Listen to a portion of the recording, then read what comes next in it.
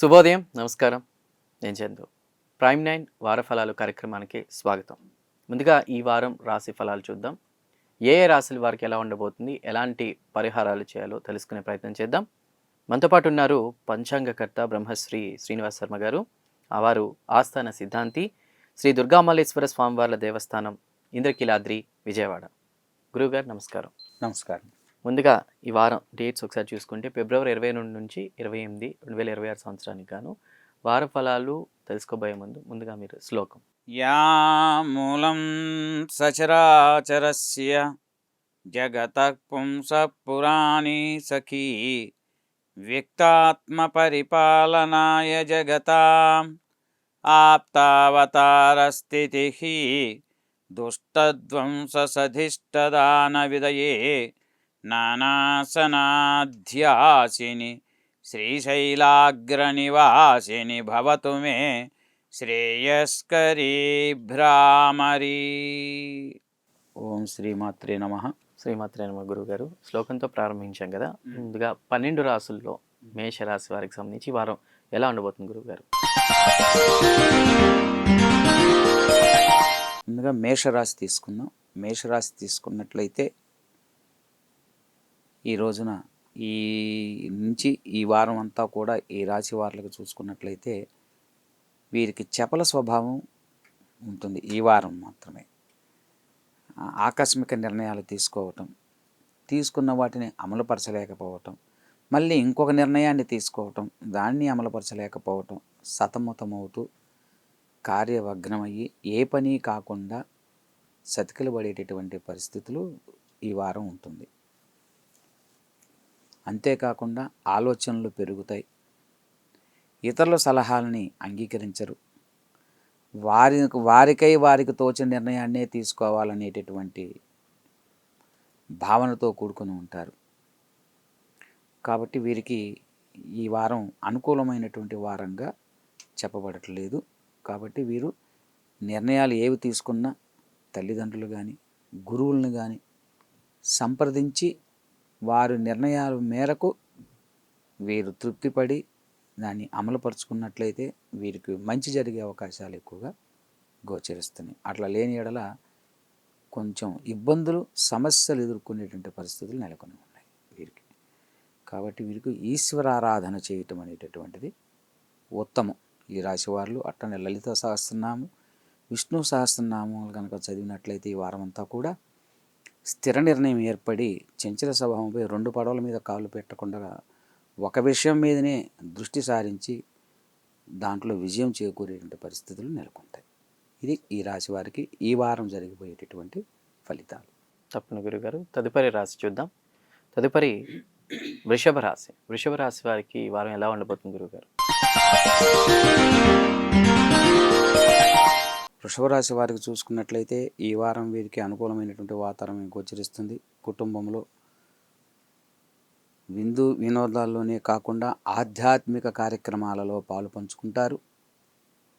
వీరి మాటకి విలువ పెరుగుతుంది, ధనాదాయం ఉంటుంది, నూతన వ్యక్తుల పరిచయాలు ఏర్పడతాయి.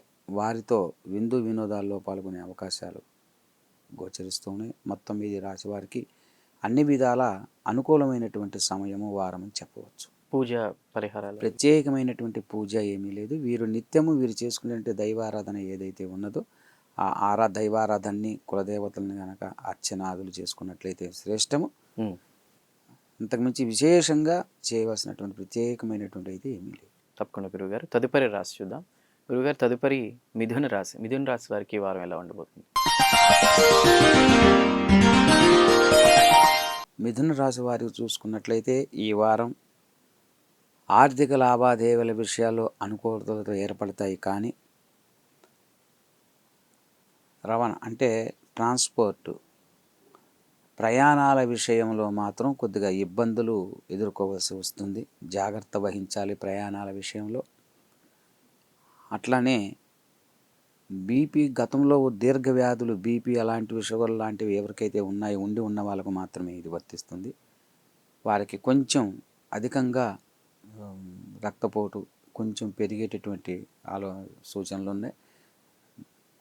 కొద్దిపాటి సమస్య ఉన్నా సరే వైద్యుల్ని సంప్రదించి ఔషధ సేవలు చేయటం అనేది ఉత్తమం. వీరికి టెన్షన్స్కి ఎక్కువ గురవుతారు, ఒత్తిడికి లోనవుతారు, ఒత్తిడులు తగ్గించుకోవాల్సిన పరిస్థితి ఉంది. దానికోసం మానసిక చింతన ఏర్పడుతుంది. దానికోసం దైవ సంబంధమైనటువంటి దేవతల యొక్క అష్టోత్తరాలు కానివ్వండి, లేదా పురాణాలు కానీ, రామాయణం కానీ, భాగవతం కానీ, ఇటువంటి గ్రంథాలు ఏవైనా సరే ఆధ్యాత్మిక వైపు మళ్ళీ చదువు పట్టించినట్లయితే కొంత ఉపశమనం కలుగుతుంది. తప్పకుండా గురుగారు. తదుపరి రాశి గురించి. కర్కాటక రాశి. ఈ రాశి వారిని చూసుకున్నట్లే ఈ రాశి వారికి అన్ని విధాలు అనుకూలంగా ఉన్నది. భాగస్వామ్యం మధ్య సమస్యలు ఉత్పన్నమవుతాయి, కొంచెం దూరం పెరుగుతుంది ఇద్దరి మధ్యలో. అదేవిధంగా వ్యాపార లావాదేవీల విషయాల్లో కూడా ఇబ్బందులు ఎదుర్కోవాల్సి వస్తుంది. వృత్తి ఉద్యోగాల్లో ఉన్న వారికి కొంత ప్రమోషన్లో ఆగిపోవటం, సందిగ్ధత ఏర్పడటం జరుగుతుంది. చేయదలిచినటువంటి కార్యక్రమాలు ముందుకు సాగవు. ఎంత చురుకుగా మనం ప్రయత్నం చేసినా కానీ ప్రయత్నం లోపం లేకుండా ఉన్నా సరే పనులు నెరవేరటం కష్టంగా ఉంటుంది. ఈ వారం కొన్ని పనుల విషయాల్లో వాయిదాలు వేసుకోవటం అనేది ఉత్తమం. మొత్తం మీద సుబ్రహ్మణ్య స్వామిని అష్టోత్తరం చదవటం కానీ, అభిషేకాదులు చేసినా సరే కొంతవరకు ఉపశమనం కలిగి మంచిగా ఉండేటువంటి పరిస్థితులు నెలకొంటాయి. ఏమైనా ప్రత్యేక పూజా విధానాలు? సుబ్రహ్మణ్య స్వామి ఆరాధన చేసుకున్నట్లయితే అన్ని విధాలా సరిపోతుంది. సరిపోతుంది. తప్పకుండా గురువుగారు. తదుపరి సింహరాశి. సింహరాశి వారికి ఈ వారం ఎలా ఉండబోతుంది? సింహరాశి వారికి చూసుకున్నట్లయితే ఈ వారంలో కీర్తి ప్రతిష్టలు పెరుగుతాయి, మాటకు విలువ పెరుగుతుంది, మిమ్మల్ని గౌరవించే వాళ్ళు ఎక్కువ అవుతారు. అదేవిధంగా మీకు పలుకుబడి పెరగటమే కాకుండా సమాజంలో ఒక మంచి గుర్తింపు అనేటటువంటిది మీకు లభిస్తుంది. ఆరోగ్య విషయంలో కొద్దిగా శ్రద్ధ వహించటం మంచిది. భోజన విషయంలో ఆహార నియమాలు తప్పనిసరిగా పాటించటం మంచిది. అతి పనికిరాదు. మీ ఆచితూచి మాట్లాడటం చేత మీకు అన్ని విధాల మంచి జరిగే అవకాశం ఉంది. మొత్తం ఇది రాశి వరకు అన్ని విధాల అనుకూలంగానే ఉంది. కానీ శివాభిషేకం కనుక చేసుకున్నట్లయితే ఇంకొంచెం బెటర్గా ఉండేటువంటి అవకాశం ఉంది. తప్పకుండా గురువుగారు. తదుపరి కన్యారాశి. కన్యారాశి వారికి ఈ వారం ఎలా ఉండబోతుంది గురువుగారు? కన్యారాశి. ఈ రాశి వారిని కనుక చూసుకున్నట్లయితే కన్యారాశి వారిని ఈ రాశి వారులకు ఈ వారం అంతా కూడా అనుకూలమైనటువంటి వాతావరణం ఉంది. ఆధ్యాత్మిక కార్యక్రమాల్లో పాలు పంచుకుంటారు, అందుకే ధనాన్ని వెచ్చిస్తారు. అదేవిధంగా కంటికి కానీ, గొంతుకు కానీ, చెవికి సంబంధించినటువంటి రుగ్మతలు కొంచెం స్వల్పంగా ఏర్పడేటటువంటి అవకాశం ఉంటుంది. శిరోబాధలు ఉంటాయి, పీడింపబడుతూ ఉంటాయి. వీరికి మానసిక ఒత్తిళ్ళు ఉంటాయి. ధనము విషయంలో సమత్వంగా ఉంటుంది, నిశ్చలంగా ఉంటుంది.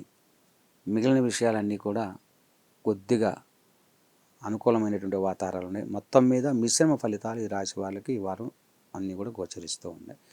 వీరు గణపతి ఆరాధన, దుర్గా అమ్మవారి ఆరాధన చేసుకున్నట్లయితే, లేదా అష్టోత్తర శతనామాలతో అర్చనాదులు చేసుకున్నా సరే మంచి జరుగుతుంది. లేదా శక్తి ఉన్నటువంటి వారు దేవాలయంలో దుర్గా సూక్త పారాయణం కానివ్వండి, చండీ సప్తశతి పారాయణం కానీ చేయించుకున్నట్లయితే మంచి ఫలితాలను పొందవచ్చు. గురువుగారు, ఒక జనరల్ ప్రశ్న. అంటే ఈ రాసుల వారు కొంతమందికి అనుకూలంగా ఉంటుంది, కొంతమంది పరిహారాలు అవి చేస్తున్నారు. ఎవరైనా సరే నిత్య దీపారాధన చేస్తే చాలా వరకు సమస్యలు రావు అని చెప్తుంటారు. దాని గురించి ఏం చెప్తారు గురువుగారు? నిత్య దీపారాధన అనేది కామన్. ఒక దీపారాధన చేసి నేను ఇంట్లో కూర్చుంటాను, నాకు నెల జీతం కావాలంటే రాదు. దీపారాధనే అంటే మనకొక మంచి థాట్స్ వస్తాయి. అంటే ఒక మంచి పని చేయటం వల్ల ఒక మంచి కలుగుతుంది. అక్కడ చేసింది ఒక మంచి పనే కదా, ఒక దీపారాధనే చేసావు. దీపారాధన ఒక మంచి పని జరుగుతుంది, నీకు ఒక మంచి ఆలోచన వస్తుంది. మంచి ఆలోచన ఒకటే సరిపోదు కదా, చాలా విషయాలు ఉన్నాయి. ఉద్యోగం రావాలా, దానివల్ల ఉద్యోగం వచ్చింది, ఇంకా దాంట్లో జీతం నెల కాగానే జీతం ఇవ్వాలి, ఎలా వస్తుంది? దానికి ఏం చేయాలి? అందువలన ప్రతిదీ కూడా అన్నీ కూడా ఒకదానికే పరిష్కారం కాదు. ఒకటి చేసి నాకు 4 రకాలైన వాటిల్లో ఫలితాలను ఇవ్వాలి అంటే అది కుదరదు. ప్రతి దానిలో కష్టపడవలసిందే. కష్టం లేకుండా ఫలితము రాదు తప్పనిసరిగా ఎవరికైనా కానీ. అంటే రెమెడీ అంటే చాలామందికి తెలియని విషయం ఏంటంటే, ఏదో ఈ పూజ చేస్తే చెయ్యంగానే ఎగిరి అవతలకి గంతేసి మీ పని నెరవేరుతుందని ఉద్దేశం కాదు. అంటే మీలో ఉన్న బద్ధకాన్ని, కష్టాన్ని, అంటే సుఖపడటం అలవాటు పడి కష్టానికి ఓర్చుకోలేరు. చిన్న నొప్పి కలిగినా ఓర్చుకోలేరు. కాబట్టి ఆ నొప్పిని కూడా సుఖంగా అనుభవించేటటువంటి తత్వాన్ని కలిగి ఉండటమే రెమెడీ. ఇది కావాలి. కాబట్టి కష్టపడాల్సిందే. అంటే అందుకే ఆస్ట్రాలజీ మీన్స్ జస్ట్ గైడ్. అంటే అర్థమైంది, ఇటు వెళ్ళాలి, ఇటు వెళ్ళకూడదమ్మా, ఇటు వెళ్ళు, అటు బురద ఉంది, ఇటు రోడ్డు బాగలేదు, ఇటు వెళ్తే రోడ్డు బాగా ఉంది అని. ఇక్కడి నుంచే నడిచి నీ గమ్యానికి చేరుకునేది, వెళ్ళేది నువ్వే, కష్టపడేది నువ్వే, అక్కడికి వెళ్ళిన తర్వాత ఫలితాన్ని పొందేది నువ్వే. కానీ నేనేదో పూజ చేయటం చేత ఇక్కడి నుంచి డైరెక్ట్గా నువ్వు గమ్యం దగ్గరికి వెళ్ళలేవు. గైడ్ మరి అలాంటప్పుడు నేనే నడిచిపోయేదానికి ఇవన్నీ ఎందుకు అంటాం. ఎందుకు అంటే ముందు బురద లైన్లోకి వెళ్తావు, టైం వేస్ట్ అవుతుంది, రూట్ అటు కాదని తెలుసుకుంటావు, మళ్ళీ వెనక్కి వస్తావు, మళ్ళీ ఇంకో రూట్ వెళ్తావు, వెళ్ళగా ఆ రూట్లో కూడా నీకు గమ్యం కనబడదు, మళ్ళీ వస్తావు, తర్వాత ఇంకెవరినో అడుగుతావు ఎక్కడికి ఎటు వెళ్ళాలని, అలసిపోతావు, టైం వేస్ట్, అన్నీ వేస్ట్. అందుకు గైడ్ కావాలి మనకి. అటువంటి గైడే ఆస్ట్రాలజీ మీన్స్ జస్ట్ గైడ్. ఇది ప్రధానం. అంతేగాని దీన్ని అతిగా చూసి అతిగా ఇంకేదో హోమం చేస్తే, ఇంకేదేదో హోమం చేయటం తప్పు కాదు, చేయటం మంచిదే. కానీ ప్రత్యేకించి ఈ హోమం చేయటం వల్ల నేను ఇక్కడి నుంచి లేచి వెళ్ళి డైరెక్ట్గా ఫ్లైట్లో వెళ్ళినట్టు అక్కడికి వెళ్ళి ఉంటానంటాం అనేది తప్పు. అది నీ కష్టాలు తప్పిపోతాయి అంటాం తప్పు. అది కష్టాలని తప్పిపోవటం కోసం కష్టపడే తత్వాన్ని కలగజేయడమే ఖచ్చితంగా చెప్పాలి అంటే ఇది ప్రధానం. కష్టాన్ని కూడా సుఖంగా మార్చుకునేటటువంటి తత్వాన్ని కలిగి ఉండటం. తప్పకుండా గురుగారు, చక్కగా వివరించారు. సో తదుపరి తులారాశి. తులారాశి వారికి ఈ వారం ఎలా ఉండబోతుంది గురువుగారు? తులారాశి వారికి ఈ వారం అంతా అనుకూలమైన వాతావరణం, విందు వినోదాల్లో పాల్గొంటారు, తీర్థయాత్రలు సేవిస్తారు. చక్కగా అన్ని రకాలుగా వీరికి ధనాదాయ విషయంలో లోటుపాట్లు ఉండవు. పరిస్థితులు అన్నీ కూడా అనుకూలమైన వాతావరణం గోచరిస్తున్నాయి. భార్యాభర్తల మధ్య సఖ్యతలు ఉంటాయి. మొత్తం మీద అన్ని రకాలుగా ఈ రాశి వారికి అనుకూలమైన వాతావరణం చెప్పవచ్చు. ప్రత్యేకమైనటువంటి పూజలు ఏమి అవసరం లేదు. శక్తి ఉన్నట్లయితే వారు శివాభిషేకం కనుక చేసుకున్నట్లయితే మంచిది, శ్రేష్టం. తదుపరి రాశి చూద్దాం. వృశ్చికం. వృశ్చిక రాశి వారికి ఈ వారం ఎలా ఉండబోతుంది గురుగారు? వృశ్చిక రాశి వారికి కూడా ఈ వారం గత వారం కంటే అనుకూలమైన వాతావరణం గోచరిస్తూ ఉంది. ధనాదాయం ఉంటుంది. వీరి మాటకి విలువలు పెరుగుతాయి. సమాజంలో గౌరవం పొందుతారు. అదేవిధంగా ఎప్పుడో ఎంతో కాలం నుంచి ఎదురు చూస్తున్నటువంటి సమస్యలు కానివ్వండి, కొద్దిపాటి అవన్నీ కూడా పరిష్కృతం అవుతాయి.